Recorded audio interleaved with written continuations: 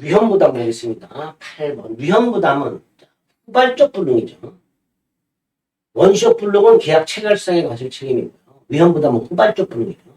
주로 이렇게 나오죠. 토지 매매계약을 체결한 후에 토지가 수용이 되었다. 건물 매매계약을 체결한 후에 그 건물이 제3자 방화나 원인 모를 화재로 소실되었다. 즉 후발적 불능인데 매도인도 매수인도 잘못이 없는 경우 이런 게 위험부담입니다. 원칙적으로 불능이 된 채무의 채무자 주로 매도인이 위험을 부담하니까 매도인은 대금 청구를 못하고 미리 받은 돈은 돌려줘야 돼요. 다만 예외적으로 매수인 채권자가 부담하는 경우 채권자 귀책사유 불능이 된 경우와 채권자 지체 중 불능이 된 경우 이럴 때는 매수인 채권자가 위험 부담하니까 매도인은 대금을 청구할 수 있고 다만 매도인이 별도로 이득을 얻은 게 있습니다. 상환해. 또 위험 부담으로 처리해야 될 상황이 생겼다 하더라도 대상 청구권으로 갈 수도 있죠. 즉 매수인은 매도인이 대금을 지급하면서 매도인이 받게 될 수용 보상금이나 화재 보험금을 나한테 넘겨라. 이렇게 할 수도 있죠. 그게 대상 청구권이었습니다. 위험 부담. 후발적 불능이 당사자 쌍방에게 잘못이 없는 사유로 생길 때 이게 대원칙이죠. 토지 매매 계약을 체결한 후에 토지가 수용이 되는 경우. 그렇지? 후발적 불능이고 양당사자에게 잘못이 없는 경우. 이게 대표적으로 위험부담의 문제죠. 위험부담은 양당사자에게 채무가 생기는 쌍모계약에서 발생하죠. 그래서 쌍모하고 편모를 구별하는 이유는 쌍모계약에만 동시 이행의 한명권과 위험부담이 적용이 되기 때문이죠. 따라서 편모는 적용되지 않습니다. 3번 대상 청구를 행사하려면 즉 의리 가격에 보험금 내놔라. 보상금 내놔라. 그러려면 자신의 반대급부를 이행해야죠. 당연하죠. 대금을 지급하면서 목적물 대신 보험금 내놔라. 보상금 내놔라. 이게 대상 청구이죠. 그죠? 자, 그럼 반대급부를 이행하면서 가격에 보상금 따위를 넘겨라. 이렇게 청구하는 걸 대상 청구에 한다고 했습니다. 4번 당사자 쌍방 귀책사유 없는 이행불능. 계약 종료. 매도인은 미리 받은 거 돌려? 줘야 되죠. 4번 틀렸죠. 5번 우리 민법은 채무자 위험부담을 원칙으로. 이 채무자는 누굴 말해요? 불능이 된 채무의 채무자. 주로 매도인이 되겠죠. 9번 계약 당사자는 위험부담에 관한 민법 규정과 달리 정할 수 있는가? 다시 말해서 위험부담에 관한 민법 규정은 임의 규정인가? 그렇다. 임의 규정이다. 다른 결정할 수 있다. 2번 채무자의 잘못으로 그 채무가 불능이 되면 이건 위험부담의 문제가 아니라 채무불이행 중 이행불능의 문제죠. 그죠? 위험부담의 권리가 적용되는 게 아니고요. 채무불이행 중 이행불능이 되겠죠. 3번 매매 목적물이 이행기 전에 강제 수용입니다. 이행기 전, 계약 전이 아니죠. 계약을 하고 이행기 전에 강제 수용입니다. 전형적인 위험부담이고요. 그 다음에 매수인이 대상 청구를 행사합니다.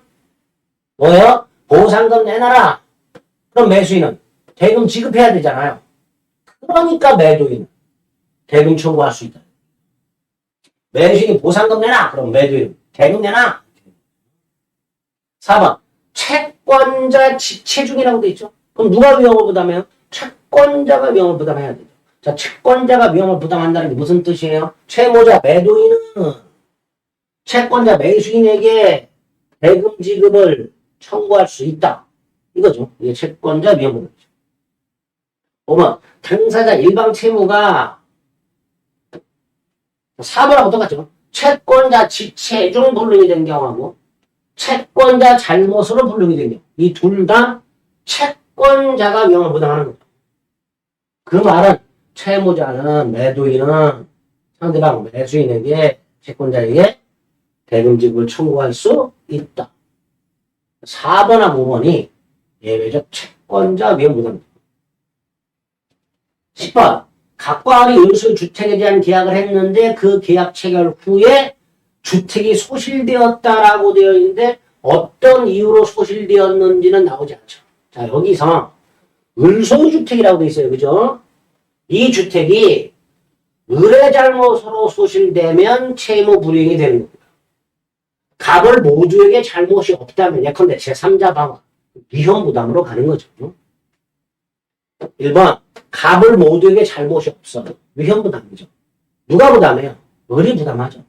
자, 을이 부담한다는 게 무슨 뜻이야? 대금 청구할 수 없다. 또 2번, 역시 양당사자가 잘못이 없어요. 위험 부담이죠. 을은 대금 청구할 수 없으니 받은 계약금은 돌려줘야 되죠. 그러니까 갑은 반환 청구할 수 있죠. 3번, 갑의 잘못이죠. 채권자 잘못이죠. 채권자 귀책 사유니까 채권자가 위험을 부담해야 되죠. 그 말은 을은 대금 지금 청구할 수 있다. 반면에 4번, 을의 잘못으로 소실됐어요. 을의 잘못으로 을의 채무가 불능이 됐어요. 그러니까 채무 불이행이죠. 채무 불이행의 경우 갑은 뭐 할 수 있죠? 계약을 해지하고 손해배상을 청구할 수 있다. 5번, 갑의 지체 중이라고 돼 있죠. 채권자 지체 중이죠. 그럼 갑이 위험을 부담해야 되죠. 그 말은 을은 갑에게 뭐 할 수 있다? 대금 지급을 청구할 수 있다죠. 그죠? 채권자가 위험을 부담해야 되니까 왜 대금을 청구할 수 있다. 이렇게 읽습니다. 11번, 갑이 땅을 팔았는데 이행기 도래 전에 수용이 됐습니다. 갑도 을도 잘못이 없죠. 위험 부담의 문제. 원칙적으로 갑이 부담하죠. 1번, 갑의 의무는 소멸했고요. 2번은 뭐예요? 대상 청구죠. 을은 갑에게 보상금 청구를 넘겨라. 3번, 갑이 이미 수령했다고 그럼 보상금을 나한테 넘겨라. 보상금 청구권을 넘기라고 합니다. 갑이 보상금을 받았다면 보상금을 넘겨라. 이렇게 청구할 수 있죠. 물론 이 두 가지 청구를 하려면 을은 뭐 해야 돼요? 반대 의무는 이행해야죠. 대금을 지급하면서. 그렇죠? 2번, 3번 대상 청구. 4번, 을은 소유권 이전이면 불이행을 이유로 갑에게 손해배상을 청구할 수 있는 거 없지요. 왜? 갑의 잘못이 아닌데. 채무 불이행이 아닌데. 따라서 그런 해제도 못하고 손해배상도 청구 못하고. 5번, 만약 을이 갑에게 계약금을 지급한 게 있어요. 그럼 을은 계약금 돌려달라고 해야 되죠. 배액이 아닙니다. 지급한 계약금의 반환을 청구할 수 있을 겁니다. 5번이 틀렸죠. 12번, 갑은 자신의 땅을 을에게 팔고 중도금까지 수령하였으나 수용이 됐다. 역시 위험은 갑의 잘못이 없으니 채무 불이행이 아니죠. 채무 불이행이 아니니까 을은 갑의 채무 불이행을 이유로 계약 해제, 손해배상 청구할 수 없죠. 2번, 대상 청구로 갈 수 있지 않습니다. 을이 대금을 지급하면서 보상금 청구를 넘겨라. 3번, 위험 부담으로 가게 되면요. 갑이 위험을 부담하죠. 갑은 을에게 대금을 청구를 못하고 미리 받은 돈은 돌려줘야 되니까 을은 돈 돌려달라고 청구할 수 있다. 그거 4번, 계약 체결상의 과실은 원시적 불능이죠. 근데 이건 후발적 불능이잖아요. 따라서 안 되죠. 계약 체결상의 과실은 안 됩니다. 13번, 이제 우선 제3자를 위한 계약이네요. 자, 그러면 쌍무계약의 효력으로 동시이행의 한 명권과 위험부담이 나옵니다. 예전에는 동시이행의 한 명권이 출제가 훨씬 많이 됐었어요. 그런데 최근에 위험부담에서 집중적으로 출제가 되다 보니까 동시한 명권과 위험부담이 거의 출제하는 빈도가 비슷해졌어요. 어디서 나오더라도 이 상황이 아니니까. 동시이행의 한 명권하고 위험부담이 두 개가 출제되기는 어려워요. 그러니까 상무계약의 효력을 물어보는 거기 때문에 둘 중에 하나가 출제된다고 보시면 됩니다. 예전에는 동시이행권이 출제되는 비율이 훨씬 높았는데 최근에는 위험부담도 자주 출제되니까 두 가지 꼭 좀 정리해 주셔야 됩니다. 13번 제3자를 위한 게 잘 나오죠. 갑이 을에게 물건을 팔면서 돈은 병에게 지급해요. 갑이 의약자, 을이 낙약자, 낙약자가 채무자, 병은 수익자. 자, 이때 수익자는 계약 당사자다 아니다. 아니지. 따라 수익자는 계약 해제권 없습니다. 원상의 복청권도 없습니다. 수익자는 계약 당사자 아니에요. 두 번째, 수익자가 권리가 생기려면 수익의 의사를 표시해야 되죠. 누구한테? 채무자인 낙약자. 그래서 낙약자에게 수익의 의사를 표시한 수익자는 그 낙약자에게 직접 권리를 행사할 수 있습니다. 4번은 낙약자는 요약자와의 계약이라고 되어 있죠. 낙약자와 요약자와의 계약이 뭐? 이게 제3자를 위한 계약이죠. 이걸 뭐라 그래요? 기본관계, 보상관계. 요 기본관계, 보상관계 문제가 생기면 거절할 수 있다, 없다? 있다죠. 있다. 대항할 수 있다죠. 거절할 수 있다, 대항할 수 있다. 이렇게 되죠. 3번이 틀렸죠. 4번은 병존적 채무 인수나, 외우세요. 병존적 채무 인수나 변제를 위한 공탁은 제3자를 위한 계약에 해당된다. 반면에 면책적 채무 인수, 이행 인수는 제3자를 위한 계약이 아니야. 5번, 제3자를 위한 계약은요, 제3자에게 권리가 생기는 거예요. 근데 우리 대부분이 두 개를 더 추가하는데, 그 중에 하나가 계약 당사자, 낙약자가 제3자에 대해서 채권을 갖고 있을 때 그걸 면제시키는 거. 이것도 제3자를 위한 계약에 준하여 유효하다. 갑이에게 물건을 팔면서 내가 대금을 안 받을 테니 병한테 꾸어준 돈 받지 말아라. 의리 오케이. 요것도 제3자를 위한 계약 유효하다.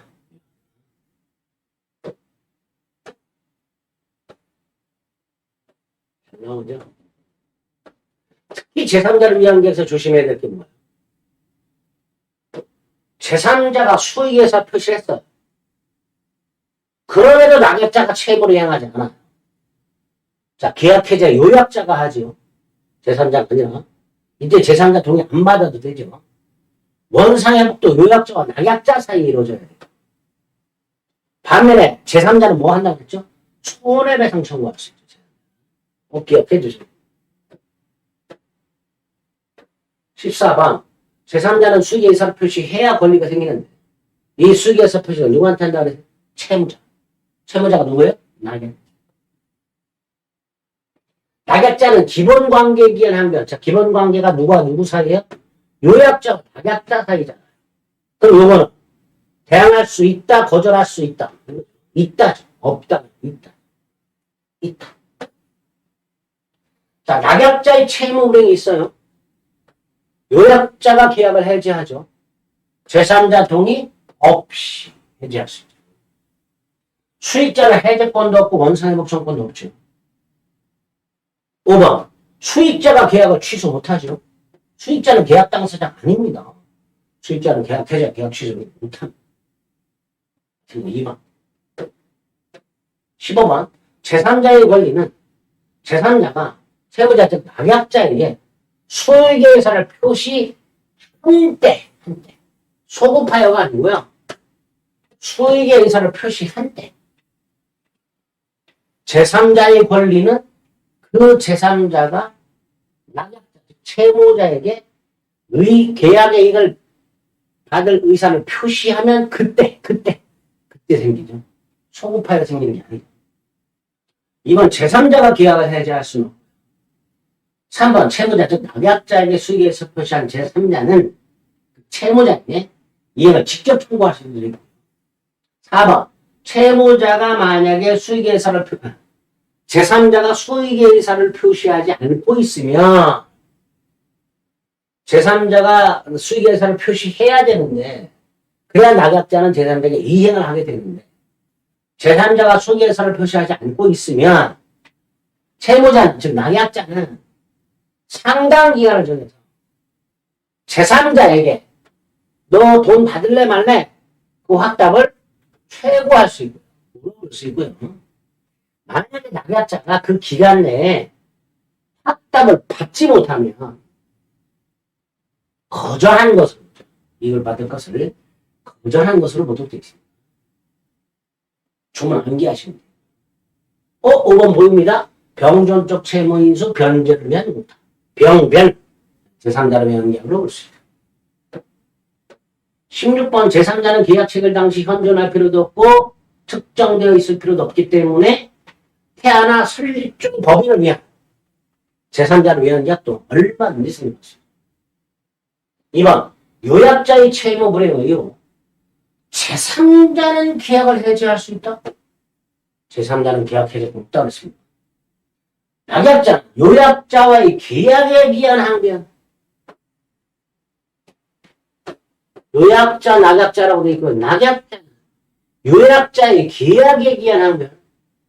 갑이엘에게 물건을 팔면서 대금을 병에게 지급하라고 했는데 자 병이 대금을 청구했는데 은은 아직 갚은 물건을 못 넘겨받고 있어요. 여기 문제가 생겼죠. 그러니까 낙약자는 병한테 갑으로부터 소유권 넘겨받을 때까지는 대금 지급 못하겠다. 라고 거절할 수 있다라고 해요.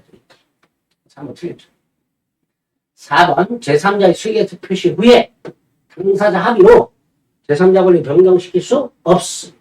541조 제3자 권리가 생긴 후에 당사자는 이 제3자 권리를 적어도 합의로 변경시키거나 소멸시키지 못하도록 되어 있습니다.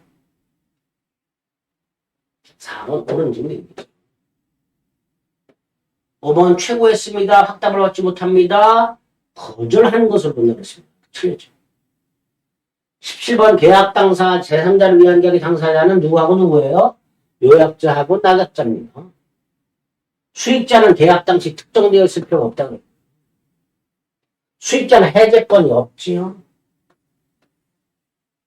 4번 낙약자는 특별한 사정에 의한 요약자와의 기본관계. 낙약자와 요약자와의 기본관계. 그러면 항변할 수 있다? 대항할 수 있다? 있다? 이게 답이죠. 이게 깔끔하게 모르는 거예요. 5번 요약자는 특별한 사정이 없는 한 수익자의 동의 없이 자 낙약자의 이행불능 채무불이행이 있으면 요약자가 계약을 해지할 수 있는데 이때 수익자의 동의는 받을 필요가 없다 말이죠. 수익자의 동의 없이 계약 해지할 수 있다. 18번 사례 형태로 나오죠. 감 요약자, 낙약자, 병 수익자. 자, 1번 대가 관계는 누구와의 관계예요? 요약자와 수익자 사이의 관계죠. 이게 대가관계죠. 이 대가관계는 제3자를 위한 계약에 아무런 영향을 주지 않죠. 따라서 대가관계 부존재를 이유로 을에 대한 의무의 이행을 거절할 수가 없지. 대가관계는 제3자를 위한 계약에 아무런 영향을 주지 않는다고 했습니다. 이번 갑을사의 계약이 해제됐을 때 병. 보호되는 제3자는 아니죠. 다만 의 병에게 준 것. 이 반환 누구한테 청구해야 돼요?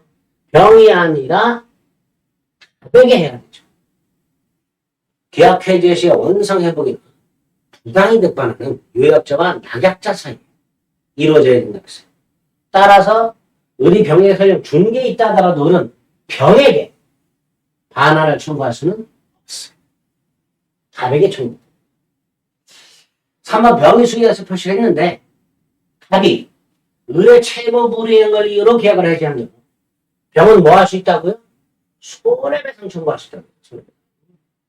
계약 계좌나 원상 회복은 안 되고 손해배상 청구할 수 있다고 했습니다. 4번 갑을 간의 계약이 참고로 취소됐을 때 109조 2항에 의하면 선의의 제3자에게 대항을 못한다고 그랬죠. 이때 이 병이 그 109조 2항이 선의의 제3자에 해당이 되느냐? 안 된다는 거예요. 제3자를 위한 계약의 제3자는 보호되는 제3자 보호 규정이 있을 때 그 제3자에 해당한다? 안 한다? 따라서 병이 설령 선이라 한다. 병에게 대항할 수 있다가 병은 착오 취소로 대항할 수 없는 보호되는 제3자에 속하지 않습니다. 4번 틀렸죠? 여기 조금 가늘었죠. 5번 수익에서 표시한 병은 을에게 직접 청구할 수 있죠. 19번 매주인 갖고 매주인이 계약을 하면서 대금을 병에게 지급하기로 했다. 자, 을은 갑의 병에 대한 항변, 갑을 간의 관계가 기본 관계, 갑병 간의 관계가 대가관계죠. 근데 대가관계에 기한 항변, 을은 주장할 수 없다. 없다. 백과 관계는 제3자를 위한 게 아무런 영향을 주지 않으니까. 을은 갑의 병에 대한 항변, 병에 대항할 수가 없다라고 해야죠.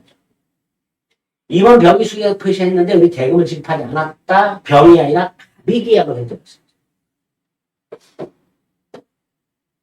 3번 병이 수기에서 표시를 하면요. 병은 권리가 생기죠. 죄송합니다. 자꾸 이렇게. 병의 수기에서 표시하면 병이 권리가 생기죠. 그래서 병은 을에 대한 대금 지권을 취득하게 됩니다. 4번 을이 상당한 기획이라고 해서 최고했어요. 근데 확답을 하지 못했으니까 수익을 거절한 걸로 보죠. 5번 을이 병에게 대금을 지급하는 계약을 해야 되겠어요. 이때 을이 병에게 지급한 대금을 병에게 반환 청구할 수 있는 거 안 된다고 그랬죠. 병에게 반환 청구해야 된다. 병에게 반환을 청구할 수는 없다. 아? 20번 갑은 자신의 땅을 을에게 매도하기로 하고 대금을 병에게 지급하도록 을과 약정했다. 역시 제3자를 위한 계약입니다.